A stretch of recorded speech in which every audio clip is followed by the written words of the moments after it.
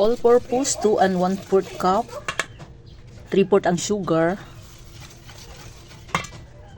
2 teaspoon baking powder. 1 teaspoon baking soda. 1 and 1/2 cup chocolate chips ato na isagol sa harina.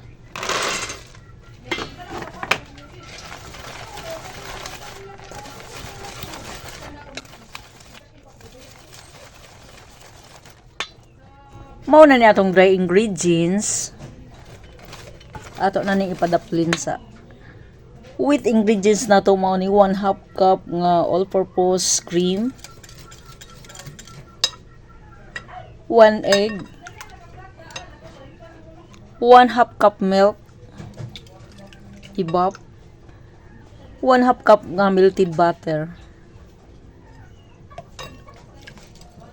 Ibubo ra na to pagkahuman ato ni siyang okayon.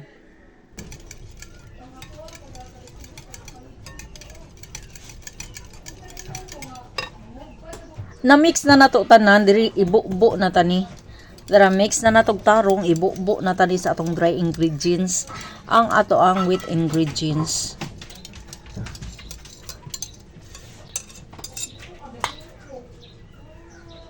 Daginuto na to. Onya para di mausik ato gining daginoton. Kung mahimo hangtod sa katapusang tinuan ni ato gining daginoton. Onya ato anang hinahinayog sagol. O kayo na to aron makorporita ng mga ingredients nga atong gipangbutang diha. Onya mawa na sad ang puti-puti sa harina. Para masagol na gid tanan. Onya basta mabati gani ko gutom mo na makahuna-huna kog luto. Naman sa ibang mga ingredients na naka-ready naman na diha. Nay mga lutuonon ba. Medyo ako ra gyud mo tapol. Kung gutumon gani ko makahuna-huna na kung unsay maayong lutuon. Onya natarong na natog ukay ato nang ibutang sa tong lutuan, butang na nato diri.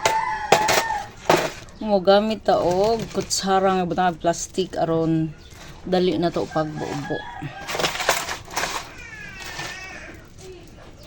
Mo ni atong pamagi og watay ice cream scooper. Kutsara nga butangan og plastic. Kay dali ra man nimo mahuho basta na ay plastic. Kung dili kompleto ang imong mga gamit, gamiton lang gud nato atong pagka-initiative. Makahimo ra gid ta sa mga gusto nato bisag di kay ta kompleto og gamit. Kani mabuhat ra gid sa ninimo bisag wala kay oven. Kaha ra pwede ra gid initon ra na nimong kaha. Pagka-init ipamutang nimo ni tabunan sa nimo. Aw makaluto gihapon kag ingon ani. Naraw na nato initiative. Pwede ta mo gamit bisag unsa. Nakaagi jud ko og kaha ang gamiton pagkagumpa sa akong oven. Pero karon napalitan naman sa kong bag-o. Unya mao na ni nahuman na nakog butang tanan. Nahimo na ko balig 12 ka baking cups. Unya i-ready na tani para ato nang masud ngadto sa oven. Matik nasud na nato sa oven. Pasagdan lang ni nato siya, biyaan nato siya diha. Gitayman day ni nako og mga 45 minutes sa kainiton nga 200 degrees Celsius. Mati ka ni siya, gihabwa na ni siya, mao na ni luto na.